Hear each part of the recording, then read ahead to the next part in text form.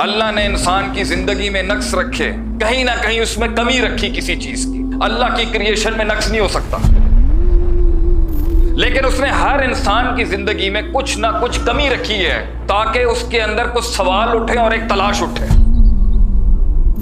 انسان کبھی اس دنیا میں بنایا ہی نہیں گیا صدیوں سے کہ وہ کریڈٹ خود کو دے دے کہ میں نے کیا، میں نے بنایا، میرا حسن، میرے بچے، میری اولاد، میرا مال۔ تجھے بنایا ہی نہیں گیا کہ تو دعویٰ کر سکے کسی چیز کا۔ تیری تخلیق میں تلاش رکھی ہے اپنے سے زیادہ حسین، اپنے سے زیادہ جمیل، اپنے سے زیادہ کامل، اپنے سے زیادہ اکبر، اعلیٰ، اولا، اول، ہر لحاظ سے تیرے سے بڑی چیز کی تڑپ رکھی ہے تیرے اندر۔ انسان کو جب اس کی ماں پیدا کرتی ہے تو اس دن سے اس کے کلیجے کے اندر اللہ نے یہ چپ لگائی ہوئی ہے کہ اپنے سے بڑا حسن اور کمال تلاش کر۔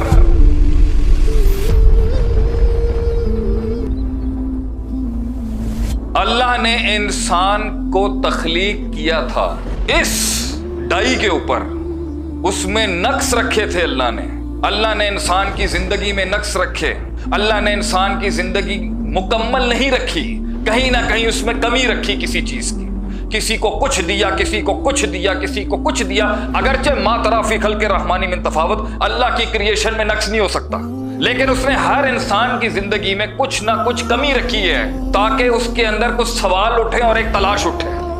اللہ نے ہر انسان میں کوئی کمی رکھی ہے، کسی کے رنگ میں، کسی کے جسم میں، کسی کے اعضاء میں، کسی کی مال میں، کسی کی دولت میں، کسی کے ماں باپ میں، کسی کے خاندان میں، کسی کی پیدائش کے طریقوں میں، بیماریوں کی شکل میں۔ اللہ نے ہر انسان میں کہیں نہ کہیں ایک خلا چھوڑا ہوا ہے تاکہ اسے وہ سکون نہ مل سکے اور وہ سوال اٹھائے، وہ تلاش کرے اس چیز کو۔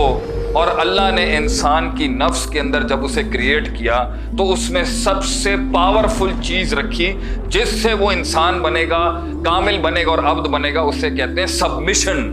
اللہ نے انسان کو متکبر نہیں بنایا، اللہ نے انسان کے کمال کو تکبر سے نہیں جوڑا، اللہ نے انسان کی ایکچولائزیشن کو تکبر اور میں اور خود پسندی سے نہیں جوڑا۔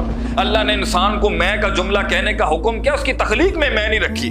انسان کبھی اس دنیا میں بنایا ہی نہیں گیا صدیوں سے کہ وہ کریڈٹ خود کو دے دے کہ میں نے کیا، میں نے بنایا، میرا حسن، میرے بچے، میری اولاد، میرا مال، میرے لوگ، میرا کانٹیکٹ، میرا نیٹ ورک، میری گڈیاں، میرے کار، میری بنگلے، میری سلطنتیں، میرے لوگ، میں یہ بنایا ہی نہیں اللہ نے اس کو۔ اس کے لیے اس کی تخلیق میں اللہ نے رکھا ہوا ہے سبمیشن کہ تو اپنے ٹاپ پر جب پرفارم کرے گا، تو اپنے کمال پہ تب دکھے گا، تو دنیا میں سب سے حسین تب دکھے گا جب تو اپنے آپ کو ایبسولوٹ لیول پر وہ عاجزی اور تذلل اپنا کے سبمٹ اور سرنڈر کر دے گا۔ وہ تیرے حسن کا کمال ہوگا۔ تجھے بنایا ہی نہیں گیا کہ تو دعویٰ کر سکے کسی چیز کا۔